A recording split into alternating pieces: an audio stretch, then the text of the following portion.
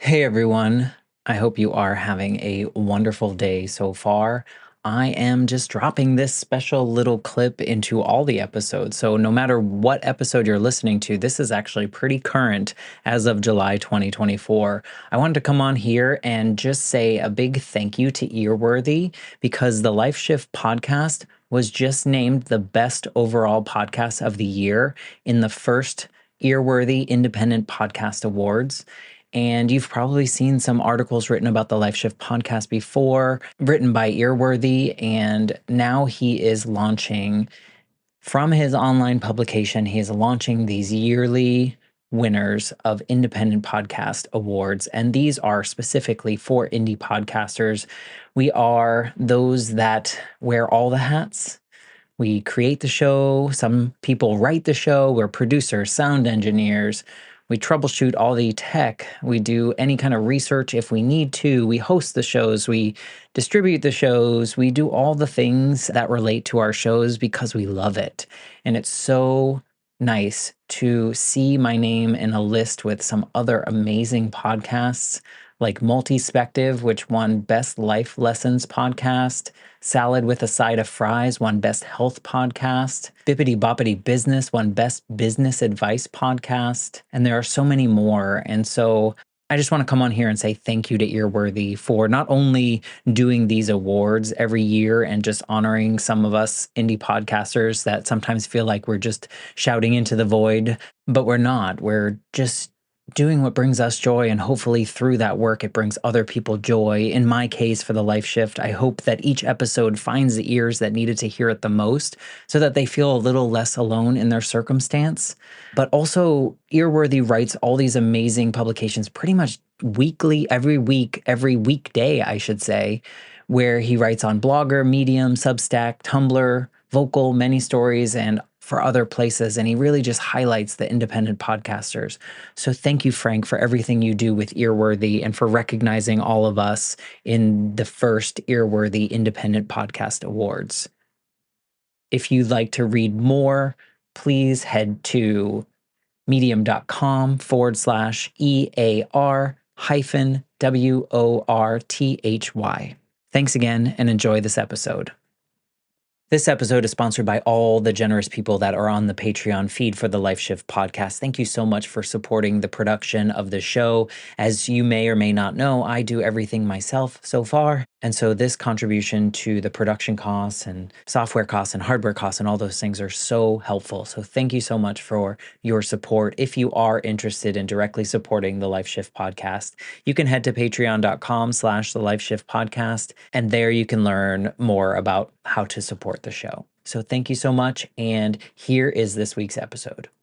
I was 29 years old. I ended a work day, shut my laptop, no issues whatsoever, and all of a sudden had a really uncomfortable tightening in my left upper arm. So, I thought, I'm a young woman. Am I having a heart attack? Because it's on the left side. Kind of what's going on? Went to my husband because it wasn't getting better after about maybe 10 minutes. And I said, this is weird, but can you just look at my arms? Do they look weird to you? My arm just hurts. And the look on his face was like he had just seen a ghost. His only words were, you need to get to an emergency room right now. My guest today is Robyn Daigle. She's an entrepreneur who really rose from the ashes, if you will, of a life-altering medical condition that was very sudden. And she turned adversity into a springboard for an incredible personal and professional growth. She found herself at the crossroads of life when she was diagnosed with Thoracic Outlet Syndrome, which is really a rare condition that compresses your veins and your nerves or your arteries from your chest to your arms. Robyn's tale is one of courage, and her battle with this condition and all the little life shifts that ensued is truly a testament to the strength that we have inside of all of us. Much of our conversation today is about how her diagnosis, her surgeries, and her recovery period sparked this introspection and a reevaluation of her priorities, which ended up leading her to discover an entrepreneurial spirit she hadn't known she had. A crucial theme that resonates throughout Robyn's journey is the importance of embracing and adapting to life's unforeseen changes. Robyn's story teaches us that even in the face of fear and uncertainty, we can find strength, create joy, and discover new paths that we never thought were possible. So, without further ado, here is my conversation with Robyn Daigle. I'm Matt Gilhooly, and this is The Life Shift, candid conversations about the pivotal moments that have changed lives forever.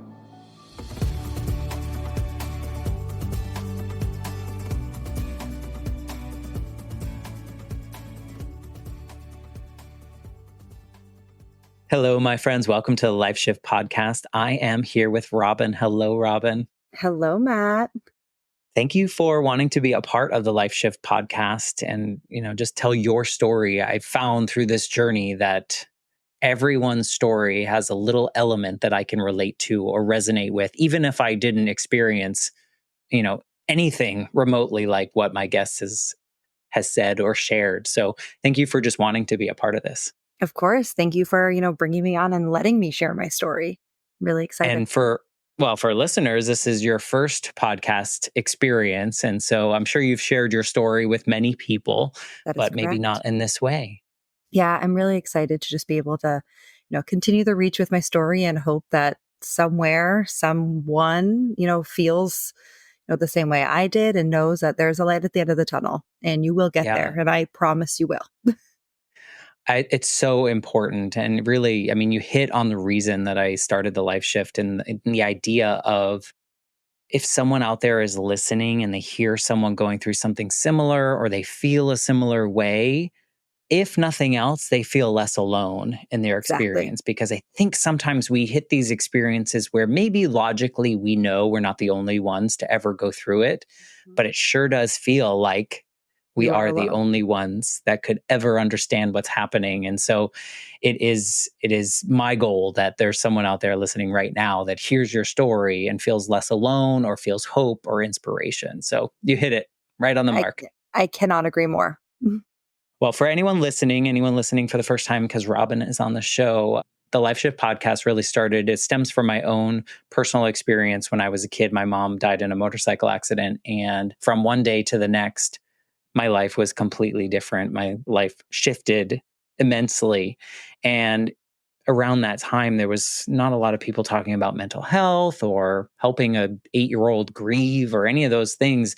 And I felt really alone in my circumstance. And I wondered, as I grew up and as I went through the grief journey, are there other people out there that have like this significant, seemingly small moment in time that changed everything?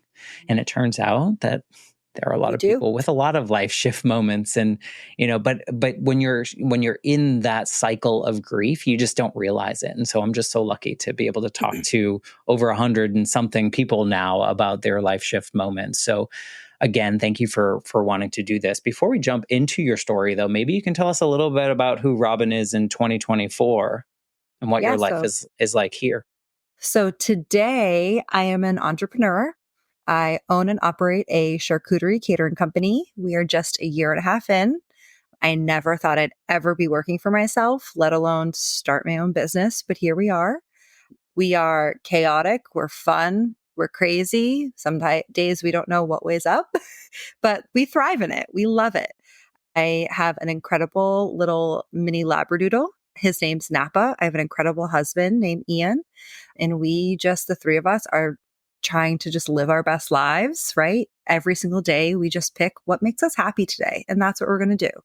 So, we'll dive into the story, but my story is the reason why I am an entrepreneur today, why I have started my business. So really, when you say life shift, my entire life has been on a total different trajectory since, everything has happened. And I just can't wait to continue to see what the future has in store for me, my family. Yeah. Were you always someone that, maybe not the way you just set that up, but were you always someone that like kind of grabbed life by the horns and kind of like went after whatever was feeling right? Yes and no. Meaning I was always so busy with everything else going on around me. I look back 5, even 10 years ago, my husband and I have been together for almost 12 years now. And we look back and think how many, years, I don't want to say wasted because wasted is not the right word. Right. we're just consumed with, doing everything for everyone else, Mm, right? Family events, family, weddings, friends' weddings, everything, right? I mean, life gets busy. Those are all amazing things. And we were so happy to be a part of every single thing. But our weekends were never for us. mm, They were always for everyone else in our family. And we were always go, go, go, go, go, just in a very different way, right. not It wasn't intentional. right. It wasn't like getting the most out of life in the way that you wanted, but you were still getting a lot out of life because it was meaningful things. It wasn't always It's all we knew. We were right. loving life, right? Back then it was, oh, we get to see our friends this weekend and next weekend and the weekend after that, the weekend after that. Well, But they're just, yeah. part of my question stems from the idea of I talk to a lot of people. I've personally experienced this, but like so much of my growing up as a teen, going into my 20s, I was very much like what I thought I was supposed to do in life. I was Mhm. supposed to do the next thing. And then, okay, well, you graduate high school. Now you need to go to college and it needs to be a good college and you need to do well. And then you need to, get a job. And, all these things were just I don't think of my own doing. They weren't like things that I was like, yes, can't wait to do that. It was just like, I was just the next thing I had to do because so and so, whoever so and so was, said that I needed to do it. So that's kind of where that Yep. question came from. But I do you I buy into that? cannot agree more. Okay. Cannot. For me, I grew up in a house where my parents are entrepreneurs. They started their own company at the age of 30. I Mm, started my company when I was 30. So I grew up just in that business environment. And I said, well, I guess this is what my parents do. I guess I'll go to business school. So I mhm, went to a wonderful business school here in Mass. And when I was there, it was, oh, well, you're a marketing major. You need a corporate job. mhm, That's what you do. right. So, of course, right out of college, got recruited, went right into corporate marketing for 10 years. Didn't think Played the anything of game. it. Played the game. Every Did you day like it? was no. Oh, okay. So it was just like you knew that you had to go somewhere for 40 hours Correct. and Yep. come home with a check and Yep. then spend 2 hours every night decompressing so you could do it again the next day. Exactly. But I didn't know any different. I didn't Right. know that there was anything else out there, right? Because we did what we were told to do. You go to Yeah. college, you graduate, you get a job. You don't like that job anymore, you get another job in the corporate space, which I did. I worked at two wonderful companies when I was in corporate, but it never fed my soul. It Mhm. was more of almost like a robot, right? You wake up, you go to work, you come home, you eat dinner, you go to bed, repeat the next day. There Yeah. was Is no that why you joy in it. guys were filling the weekends and the nights with like all the family and friends and things because you thought Exactly. maybe that will satisfy that little Exactly. We were like, well, at least we have, friends to look forward to or a family party this weekend, something fun, right? Get out of the yeah. house, especially when COVID hit too, right? We were both work from home permanently. Yeah. And after COVID, I was still work from home permanently. So that was just kind of, I just need to get out of this house at this point in time. So what do we have planned this weekend that we can go do and see people and not, be Yeah. just the two or three of us with the dog just in a house all day long, 40 hours a Right. week. And I think so many people can relate to the idea of just kind of going through the motions. And to your point where you were like, it's not regret, it's not looking back on like waste. Mhm. You were doing things and you were trying to find the joy in the things that you felt like you had to do. But at the same time, you're like, did I choose these things? So Mhm. it's really interesting. And I think there's a lot of connections that I can personally relate to in that. And so that's why I wanted to ask that. But maybe you filled in a couple little pieces, but maybe you can kind of like paint the picture of your life leading up to really what changed things so that you could grab life by the horns and just like run after it. Yeah. So I mean, I was always the planner. I was, like I said, go, go, go all the time. I didn't know how to sit still, how to Mhm. relax really, because that was just my life, right? We are constantly on the go. And Was there a fear in that, by the way? there wasn't because Okay. again, it's all I knew. I didn't know anything different. But like, Um, was there a fear of not moving and not being busy all the time? And that do you uh, feel like you were busy because you had to? Because I I don't don't know think what there I would was. do. Yeah, no, I honestly don't. There there was a fear because I honestly don't remember a weekend that we didn't have Mm. something. Like, and So it's just fill it up. yeah, I am not joking. Yeah. Wow. Because if there was a weekend that we didn't have something, like we would still go out and do something. Oh, we And don't have find a something. wedding this weekend. Let's go out with our friends or let's go on a nice hike. Got it. So we were always still doing something. Yeah. Sitting down, relaxing, binge watching a Netflix show was never Unheard a of. thing. Yeah, exactly. It was unheard of in my household. So for me, right, just go, go, go all the time. I was a huge gym rat, right? Like I looked forward to it. That was my therapy. And again, it just kind of go, go, go. You wake up at 5, you go to the gym, you do the work, blah, blah, blah. You know the drill. Mhm. Until February 15th, 2022. Is that your day? That was my I'm day. assuming that's your day. That's my day. And that day is special to me as well. Obviously, like we'll dive into everything that happened and my Go for it. moment and Jump everything. in. But it's a special day for me because I always say everything happens for a reason, right? I'm all going to get very emotional during this as well. A couple years back on February 14th, so Valentine's Day, my grandmother passed away completely unexpectedly. Mm.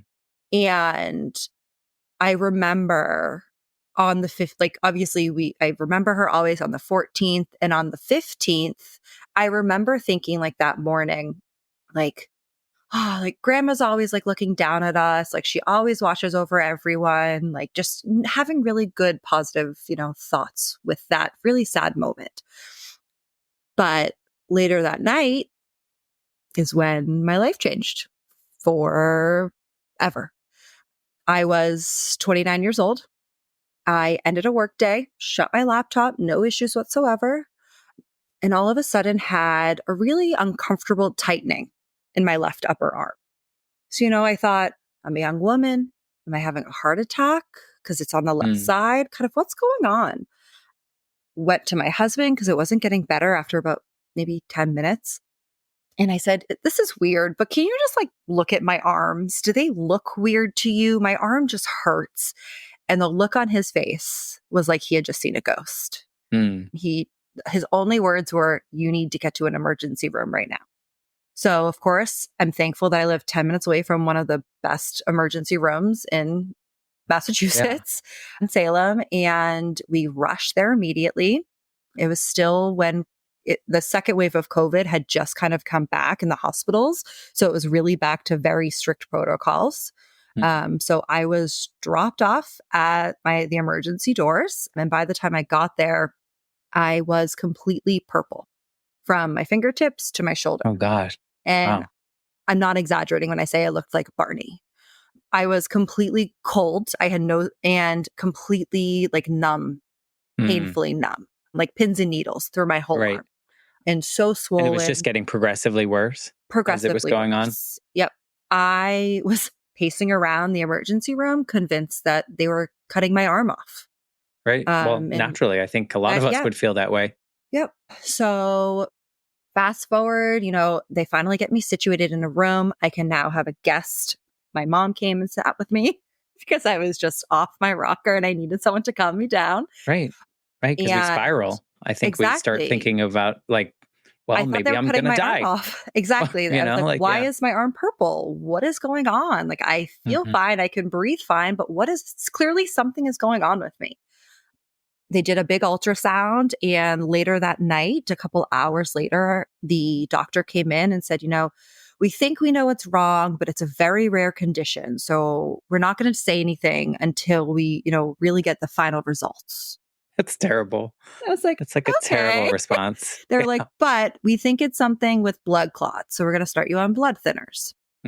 So get put on the blood thinners. And they're like, well, you're not going home tonight. So we're going to get you a room and then we'll check back in with you in the morning. That seems like a long time to wait with your arm like that. I was in the waiting room for almost 45 minutes before I even went into a room. And then when I was in the room, it was probably another 6 hours before I got put on blood thinners. And then overnight, they're like, then you had to wait overnight. Mm-hmm. And of course, I have everyone saying, what's going on? Are you okay? And of course, I'm overwhelmed. I can't move my left arm. So I'm working on one hand at a time. Of course, all the pain medication you're on just wasn't a good situation. And due to all the COVID restrictions, I was only allowed to have one guest for 4 hours a day. That was it. So at this point in time, it's overnight. Obviously, I don't have anyone with me. It's the next morning. And this is where my moment kind of really changed everything. My surgeon walks in the door and says, has anyone spoken to you about what's going on? Of course, my heart is just racing. I'm by myself, knowing something bad is going to come out of his mouth. And he said, well, good news. What you have is most likely fixable. Bad news, it's going to be a very long journey.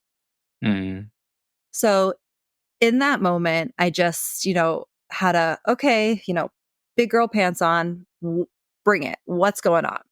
And he said, you have a rare condition called Thoracic Outlet Syndrome. And that means that your veins, nerves, or arteries from your chest that flow to your arms have been compressed and damaged by the compression of your clavicle and your first rib. Fun fact, your first rib is right underneath your clavicle bone. A lot of people were surprised by that. So what happened for me was my veins were completely spiderwebbed internally with scar tissue because of the compression happening years over years over years. Now, he told me this, and of course, I immediately just start crying. But all I remember, it was kind of like a movie for me, almost like being a fly on the wall, looking at this kind of unraveling. He explained to me that you're going to be in the hospital for a week right now. We need to do surgery, but in order to do that, we need to get your blood to a certain level. It can't be too thin or you'll bleed out during surgery, or it can't be too thick because then we can't do the surgery. So it had to be just right. And then in a month, you're going to go into MGH in Boston and you're going to have your first rib taken out. And then from there, a month later, you're going to come back here and you're going to do another surgery to go back in and remove any remaining blood clots in any of your veins. I felt in that moment confusion. I was petrified. My life changed. Yeah. And what I mean by that is I wish there was a mirror for my face, because seeing my doctor's reaction to my face told me everything I needed to know. Here I am, 29 years old, being told that you have a serious blood condition at the time. Your entire left arm is clotted. The blood is not draining back into your body like it should be. You're going to be here for a week. So say goodbye to any work or any weekend plans, right? Any busyness. Yeah, Any you're going to have to sit with yourself. And it's going to be a long road. You have 3 more surgeries. I hadn't even had 3 surgeries in my life. And your life's going to change. It's going to be different. And what that looked like at that time was just a giant black hole for me. Because in that moment, I needed to process what was happening to me, process what was being told to me in my plan for my health, and then try to relay that to my family via a phone call, which is just the most disconnected feeling you possibly could have, because I couldn't imagine trying to FaceTime anyone right then and there. I was a mess. It's interesting. When you first heard that information from the surgeon, did you attach to more the things that were going to change, or were you someone that kind of attached to the hope that, like, oh, this could be fixed? So it was more like there was no hope, even though he said that you didn't hear that part, or no, you did hear it, but you chose to attach to that other part. Right. I heard you're going to have a long couple of months. You're going to have to undergo a major really surgery. Hard. Right. Yeah, your rib is going to be taken out of your body. I got enough. Yeah. You have enough of those Yep. ribs, right? Yeah. Well, and it's interesting too, because we started this conversation about how busy you were, like Mhm. how busy your life was. Like, just because that was the natural tendency for you to exist in this. And then here you are at a complete stop.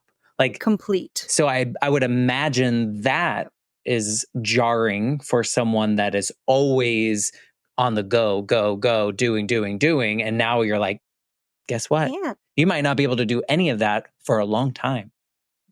So I was an account manager when this was happening, and I was like picking up phone calls, like trying Oh, to I deal bet. with my That makes clients, like sense. in the hospital bed. And finally I was Yeah. like, I can't keep doing this. But like, that's all I knew. That's all I wanted to keep doing. Yeah.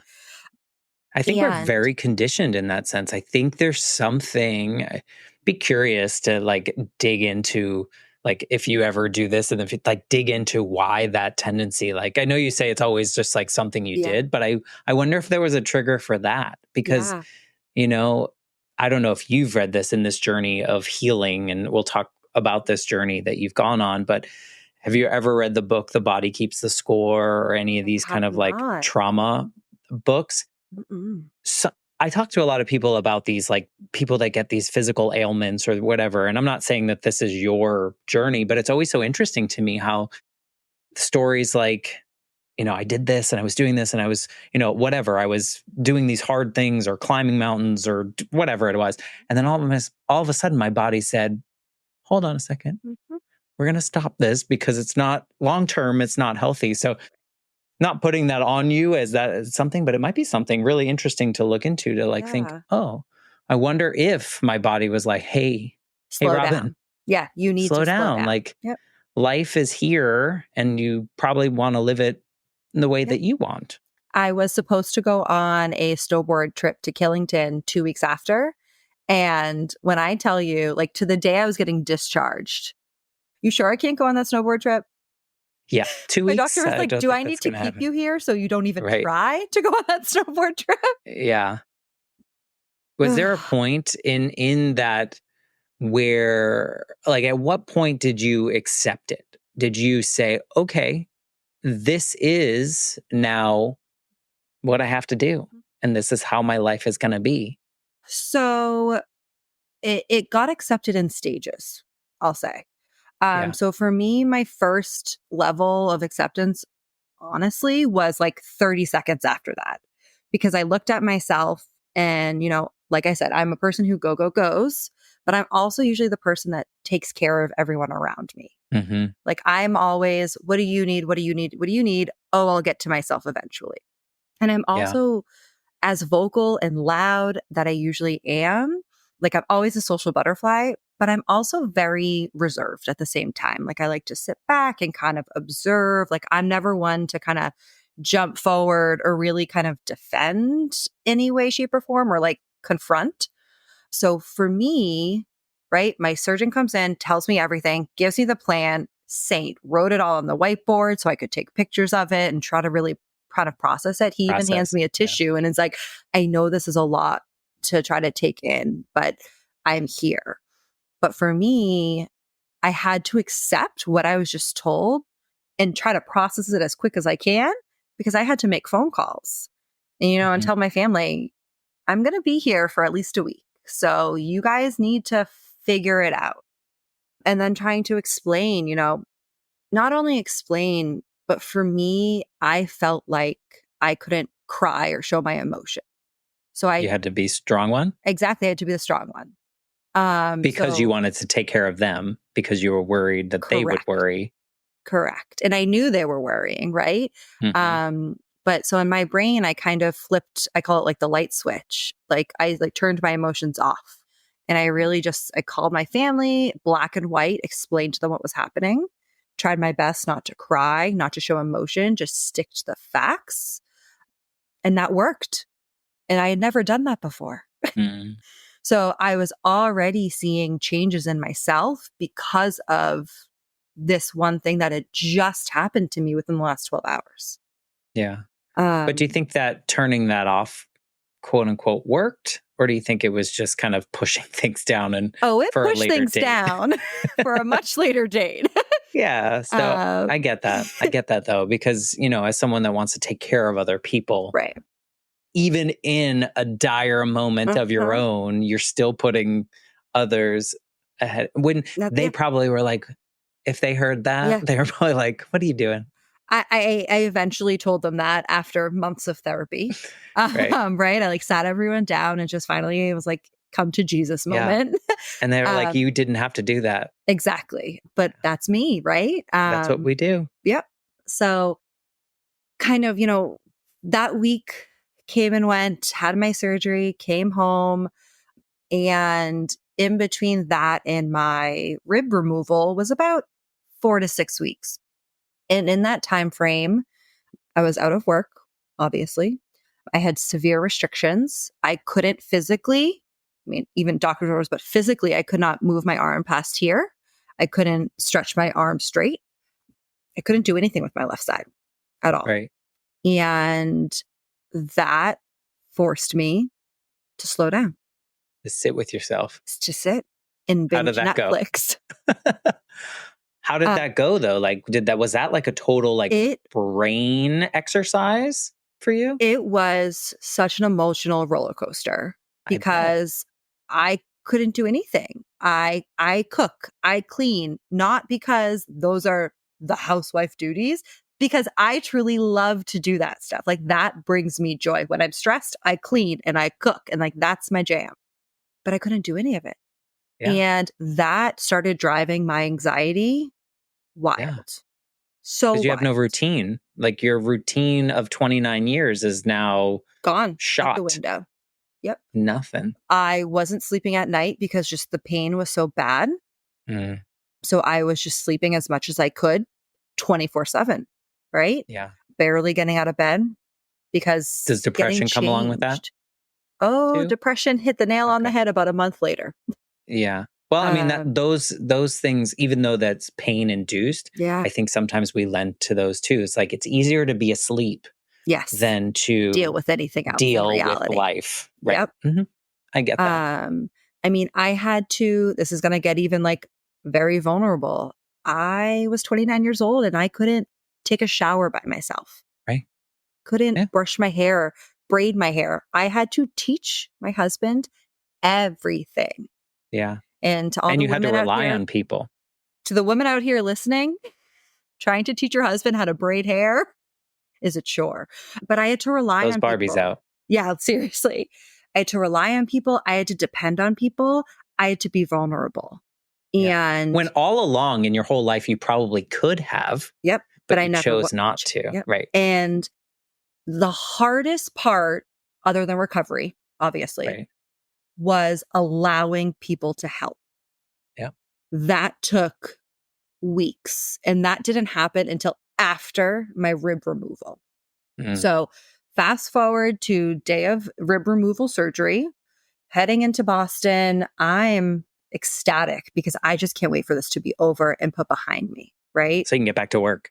Literally. Honestly, I'm like, I just need my life back. Come on, come on. Like, Yeah. let's just get Yeah. this over and done with. There's a Yeah. light at the end of the tunnel. Like I was still I get it. weirdly Yeah. positive. But I went into surgery, came out of surgery, opened my eyes. And this is like kind of another moment for me. I thank God my husband was in the room because I looked at him and he just saw the expression on my face and he just said, "You're okay. There were complications in surgery, but you're gonna be okay." So my surgery is about twice as long as it should have been. And when he was in, my area of my thoracic area and my brachial plexus, he found so much damage to Mm. my nerves that he equated fixing my nerves on my brachial plexus to scraping cement off of the side of the road. Mm. So obviously, when you cause that much agita to your entire nervous system on your arm, you're going to have angry nerves. Yeah. So when I woke up, I had zero sensation of my left arm. I didn't even know I had a left arm pretty much because I just could not feel it. I could not move it. I could barely touch it. It hurt so bad. Mm. When I did try to touch it, it was just so excruciatingly painful. So that added a whole nother layer now to my thoracic Right. outlet syndrome story, now to my recovery. Nerves can take up to 2 years to regenerate, if they even regenerate. Right. Very sensitive. So today it's, mid-June 2024. I still don't have some sensation in my arm.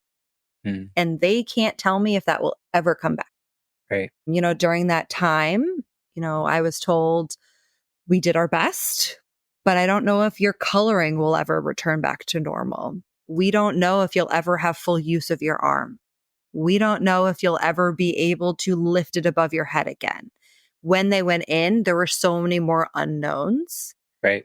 where I just went back to that exact same like numb, confused feeling again. And I felt like it was Was there anger happening. involved at all? There was slight anger, but I felt like it was more towards just the fact that I had to slow down. I didn't have a choice. Mm. I So there's no wasn't, like anger at like the process, or like you didn't no, know that this was a chance or any of right. those There was things? no anger in that aspect because I That's good. knew, honestly, I have to say my surgeon was phenomenal. Yeah.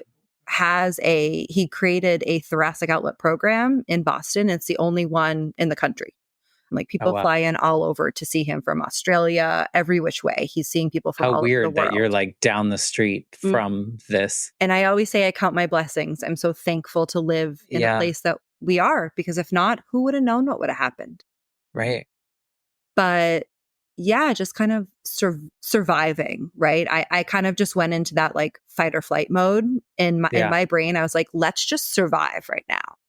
Okay. Don't try to worry on anything else. We just need to survive. Got it. Um, and after hearing, you may never be the same again Yeah.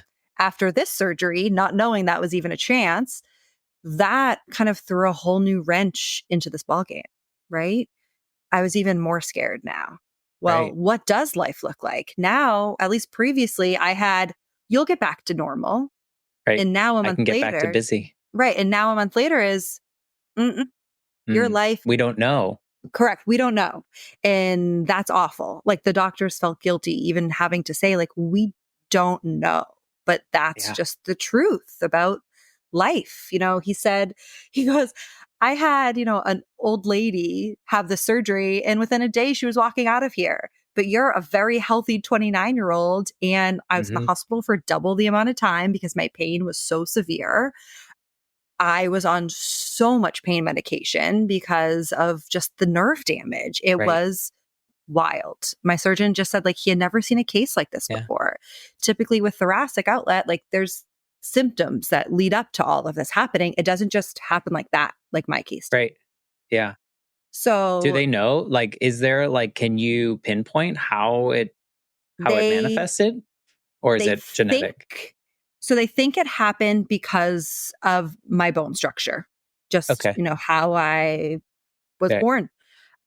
And a lot of people, it happens to like D1 athletes, a lot of pitchers, volleyball players.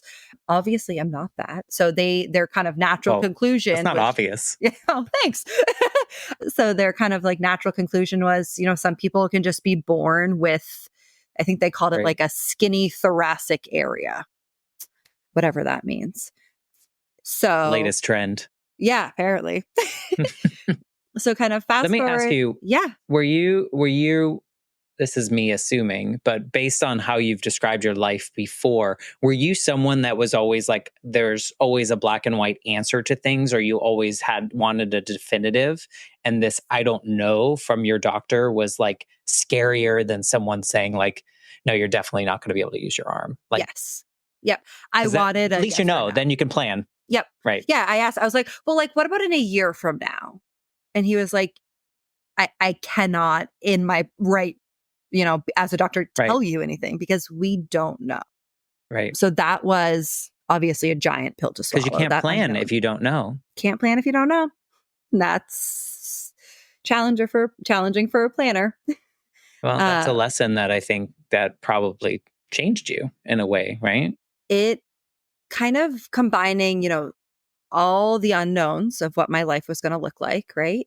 Heck, I didn't know I had nerve damage, right? Until they went in there and saw it.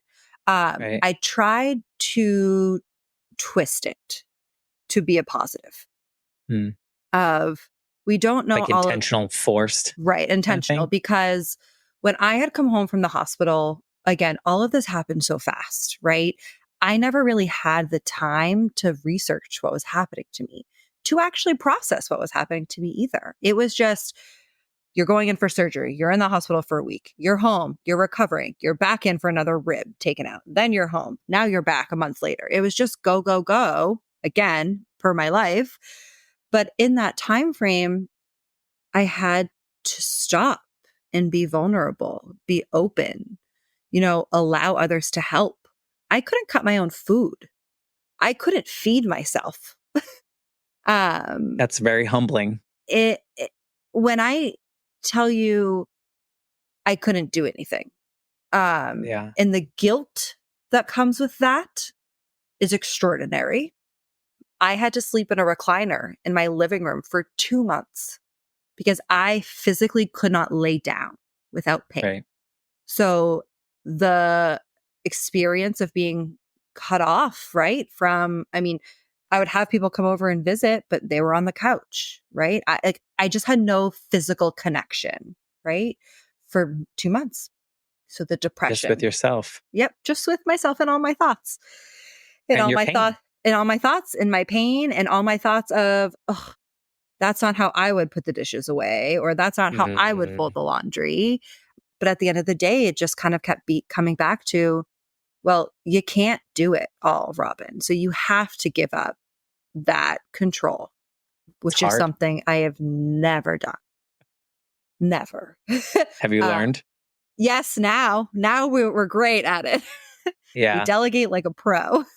Yeah. But through all of this, it just really taught me two major life lessons. One, when you need help, there's nothing to be ashamed of to get that help. No. It But took we assume me, it. yeah, it took me, kind of tying back to the beginning of this podcast, I thought I was alone, right? Yeah. Of course, every day everyone's reaching out. How are you feeling? How are you feeling? And there finally got to a point where one of my very close friends said, stop sugarcoating it. Mhm. How are you feeling? Right. And that's kind of what started, everything for me, was breaking that kind of glass ceiling of, oh, I can share my emotions. I can share that, I'm really not doing good. I've watched Yeah. 4 seasons of Vampire Diaries in a day and a half. What am I doing with my Right. life? Yeah. So it uh, was like a cut the bullshit moment it of like really a friend was. telling you to like, oh, good. Snap out of That's a it. good friend. Hope you're Um, hope you're still friends with that person. to this day, I cannot imagine my life without her. Yeah. And she's been through it all. And it just so happened that she was able to really share some great insight. And And that sometimes led. it's you have to get to that point though. I feel like Mhm, sometimes someone might have said that to you 6 months before that. Someone might have exactly. said that to you 1,000 times before, but like at that moment when I there's just needed a it. little light peeking through the crack, she was Yep. like, "Let's go. We're Yep. going in. We're cracking this." Exactly. Because I felt alone. I felt no one Yeah. else feels like this before. No one else is going through what I'm going through. I'm And a then burden. I'm a exactly. this. I I'm a can't do burden. everything. The Mhm. amount of times I would say, I'm sorry to ask you one more thing. Can you fill up my water? Or I know you just sat down, but I'm so sorry. Can you do this? And I was like, stop being sorry for asking for things that you need, because everyone around you knows you can't physically do anything. And they also wouldn't offer if they weren't being serious. That is one thing I want everyone to hear. People don't offer to help if they're not serious about helping. Yep. That was something. And then, for me reaching out for help, my friend really helped me see that I needed the help, because when I tell you, like, this gets me emotional. Imagine getting your rib taken out and then curling up in the fetal position on a floor, crying hysterically for no reason. And my husband would just literally like coddle my head in his lap. And it got to that point where I think I did that for about a week straight. And I said, I think I need help. Good. Something is not okay. So I think that's important. I mean, a week. A lot a of week. people wouldn't realize that even in a week, Yeah. and it's And he the was a driver. body will do things that we cannot explain. I was just crying all the time. I was Yeah. so depressed. And I never thought I'd ever get depression in a million years, right? Right. Well, you're too Um, busy to get depressed exactly. Why before. would I be depressed? I'm just always on the go, right? Now that I'm Yeah. still sitting with my thoughts, now I'm depressed. Wow, that must suck. Um, but it But was it's not even eye-opening. that. I mean, yeah, it's not even I think there's like this I think there are a lot of people that seemingly are happy or busy or living a amazing life that can still feel depression or anxiety or Yeah, all the things because guess what? We're all human we're all and those are all like parts of it. And I hate that the way to finding this joy in being a human and this joy in letting other people help you and helping them find happiness too because I think there's happiness that comes with helping other people which you yep, used to help people and that brought you yep. happiness. I It sucks that like such a tragic piece of your life brought you to this what seemingly is a good version of you. Like it's weird to look at it that way, right? That's what I always say. People, to this day, it's been over 2 years now, right? Yeah. Um, it feels like just yesterday for me, obviously. And people always say, like, well, how'd you overcome that? Like, what? Like, what? And for me, I gave myself no choice kind of after the therapy and all of that processing. Mm, But I kind of was like, look at your life now. You're happy, right? If yeah. this horrible thing didn't happen to you, what would your life have been like? So, Busy. yeah, as horrible of a situation that I had to endure and my family had to endure and how scary that was, Right. I'm so thankful it happened Yeah. because it just brought my relationships with every single person in my life that much closer. What is that phrase? It takes a village. I, my village came out. Yeah. And I am so thankful for the village that I still have to this day. Yeah. They know who they are. And my friends literally were dropping everything to come help watch our dog, right, for the day while my husband was in the hospital with me. Right. They would come and entertain my husband so he didn't have to think, oh, my wife is just sitting on a hospital bed by herself crying and in pain. You And see what love looks like in a different way, I think. I think yes, when you face something like this, I think you see beyond the performative aspect of love that I think sometimes we just kind of are conditioned to see, or it's just kind of the expected version of love. And this is where you see, like, oh, you dive in. Yeah. these people really actually Care. physically care Yeah. and they want to help. It's not like this performative, like, no, I got you a present or here's my, Exactly. it's like, it's very raw, I guess is Very maybe the best way to see that. It's raw and interesting too, vulnerable. because we come into this conversation. I don't know too much. You gave me a little bit of information about your story and you've told and you've walked through, and I know these are just pieces of your journey. There's a lot more that comes along with it. But the one that stands out to me the most is the moment that your friend really got real with you. Mhm. Because all the other pieces were like you had to go along with it, right? Like you had to like go with the surgery. You had to listen to the Yep. doctor. You had to do all these things. But this was like where you were like, oh, like there is a choice that I need to like process. And it's just so fascinating, the power of language and the power of words and how the right moment, right time, right words can sometimes change everything. Everything happens for a reason. And that's what I've said since all of this has started. I mean, good for you. I don't know if I totally buy into that. Only I know. because it's It's hard. tough.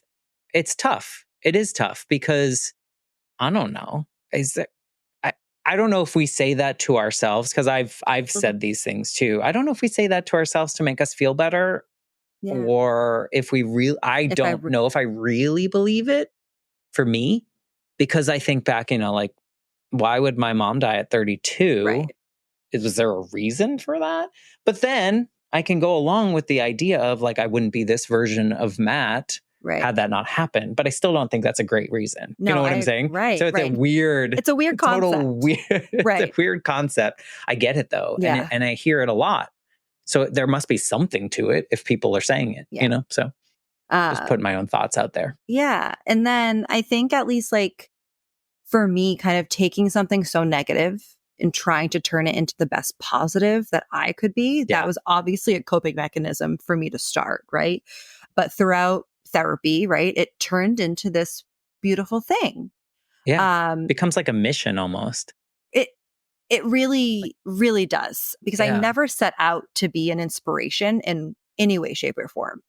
But after, my surgeries, I returned slowly back to work for about 2 months and Corporate, corporate. that job. Yep, that job. And it was just not conducive. I was working way too many hours a day. I was not healing my nerves, right? I'm typing all the time. You can't heal your nerves when you're typing.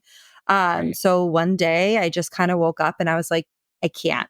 I need to be true to myself if I'm going to continue this journey on, Good for you. feeling, comfortable in whatever this new Robyn looks like. Like, you need to give yourself some TLC for once, Yeah. because you're not. So I told my husband, I said, Look at you putting yourself first. right. So this was like such a huge learning. Like, when I tell you, I had a moment this morning where I pulled into my car or pulled into my driveway and I thought, you are not the person that you were 3, 4 years ago. And I said it to myself, I was like, I'm so proud of who you are today, Robyn. Good for you. And I never would have thought I would be here today, right? So, up and left corporate, did not have a plan, did not have another job lined up. I just needed to focus on what made me happy. And no surprise there, it always came back to helping people. So, but for me, right, I was still at that time only able to lift 6 months after my surgery 10 pounds with my hand, with my arm. I physically could not lift more than that. Right. So I made it my mission to get stronger, get my strength back. I had to reteach myself everything with my left hand, how to open a door, how to turn a faucet on. Still to this day, I mean, I can't hold my arm up for a very long period of time because it becomes painful. But I made it my mission to just do more with my hands, obviously in a safe environment and taking care of myself still. But every single day was, what are we going to do today to make you happy, to put you first, and to make your health a priority? So within 6 months, my life had 360 flipped. And now I was becoming, the new Robyn. And through all of this, through this newfound confidence that I had experienced, right, because of this horrible situation turn amazing, I got the confidence. Everyone around me, again, my village said, start your own business. What's the worst thing that's going to happen? You start it for a couple of years and it doesn't work out. At least you can say you tried. So for me, I wanted to continue working with my hands and I wanted to help people and do what I love. Bam, charcuterie company came to be in cheese. So on an everyday basis, right, we are breaking down wheels of cheese. I'm prepping with my hands. I'm folding salami. I'm constantly working with my hands now on a day-to-day basis. It's like physical therapy through your work. Exactly. That's exactly kind of how I looked at it. Yeah. And I mean, to this day, we book we're booking weddings. We are doing, 150 plus person grazing tables. Like we're awesome. slammed, which is amazing. But none of this would have ever happened in a million years if it weren't for this horrible thing that happened to me. Because I'd probably still be in corporate, loving the paycheck, right? We all love our corporate paycheck, but nothing was soul fulfilling to me. And that was always my issue. So now, to this day, again, every day I try to bake in some level of something for me, whether it's 5 minutes of peace and quiet or reflection, whether it's a meditation, whether it's a face Old Robyn mask. would not do that. Oh, old Robyn never. Old Robyn would be like, all right, you have to get your nails done. Okay, it looks like in 3 weeks from now, we can maybe squeeze it in here. You have a 20-minute window. We can put that in. Exactly. Now it's like, no. We're doing a pampered day. We are blocking my day off from work and we are having ourselves a day. Because why? Because you deserve it. Because you went through hell and back and you're here. And that's what matters.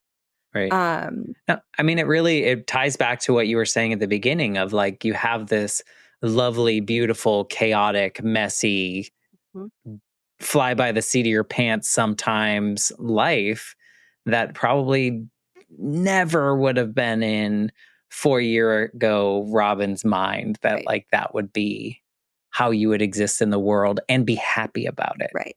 Because I think And there's something really beautiful about that. there is. And kind of, throughout telling my story over the last 2 years, like I said earlier, I never ever set out to be an inspiration, but I know a couple of people who have told me directly that they have quit their corporate jobs and pursued their passions because of me.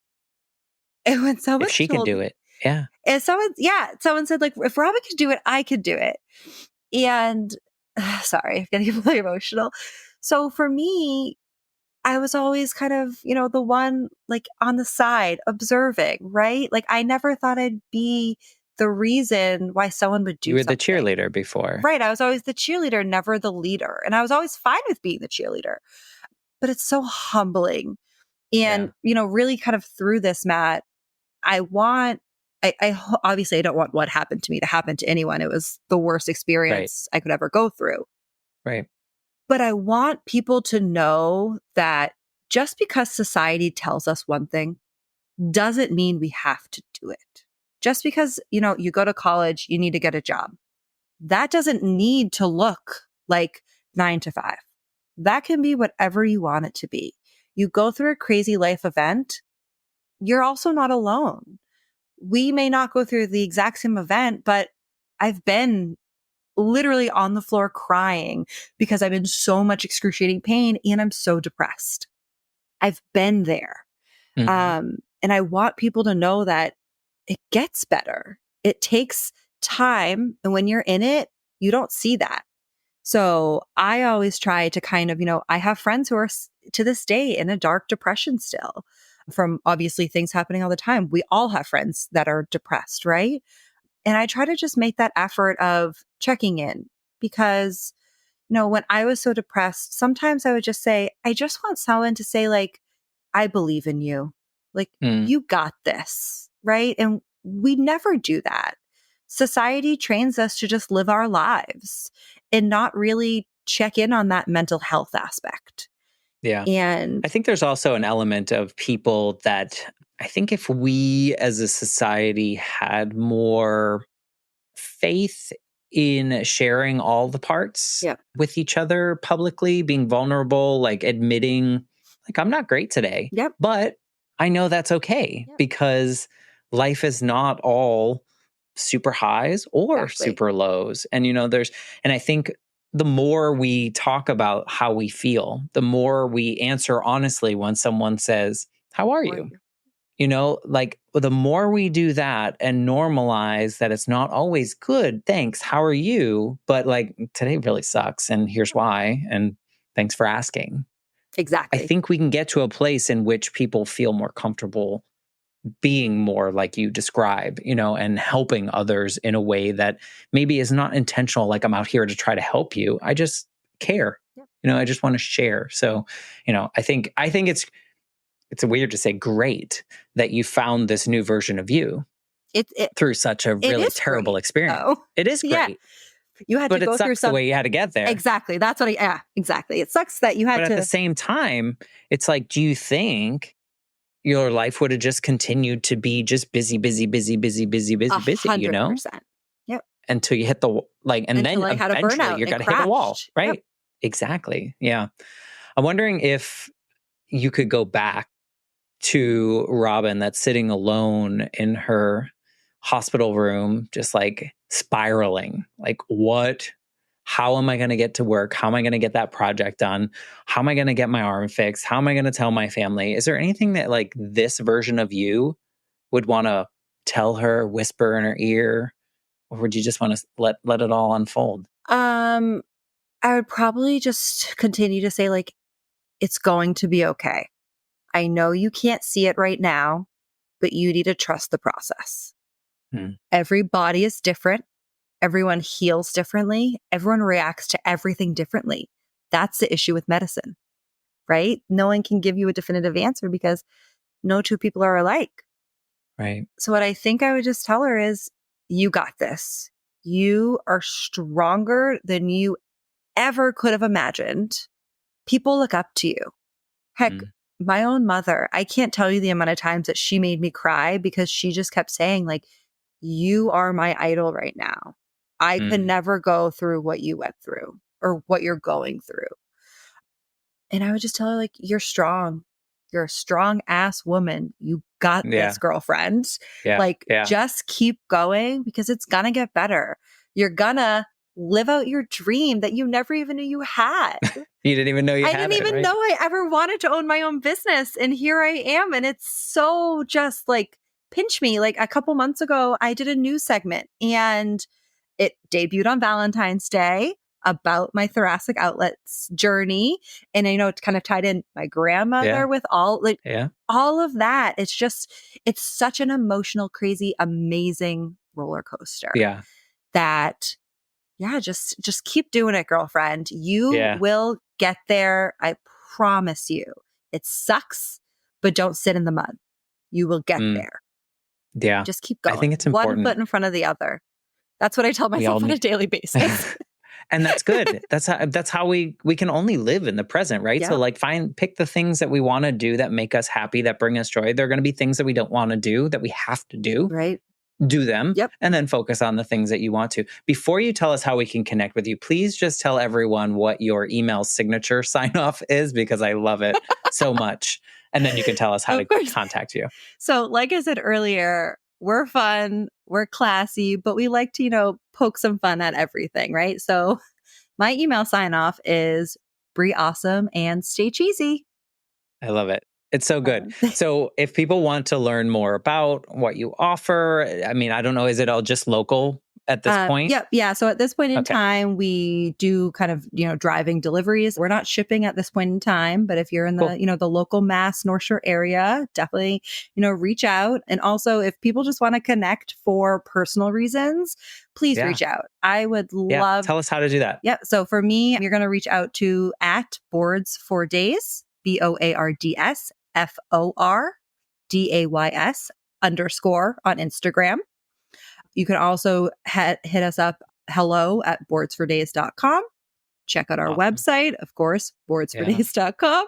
And we're also on Facebook, as you guessed it, at Boards for Days.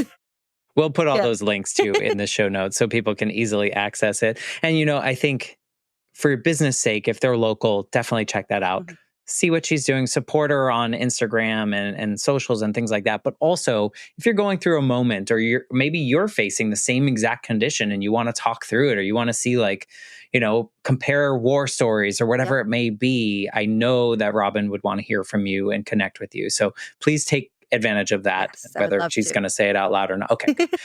Because I think that's so important. This connections and feeling like we aren't alone is so important. It'll So help important. with depressive feelings or those other feelings that come about in other ways. So please take advantage of that. I think that's it. I think we've hit this place. Thank you Yeah. so much for sharing your story and sharing multiple they were like incremental little shifts There that kind of were. got you to this. Like it just kept turning it a Yep. little bit. Can't see what I'm doing if you're listening, but I'm just like turning something in front of my face. But it feels like each one was a notch getting you closer to this version of you. So thank you for sharing your story. Thank you guys for listening to the Life Shift podcast. If you enjoy this show or it's your first time here, if you could give me a rating and review on Apple Podcasts, I would love that. But with that, I will say goodbye for now. I'll be back next week with a brand new episode and we'll see you then. Thank you so much for sharing your story, Robyn. Thank you. Bree Awesome and stay cheesy. I love it.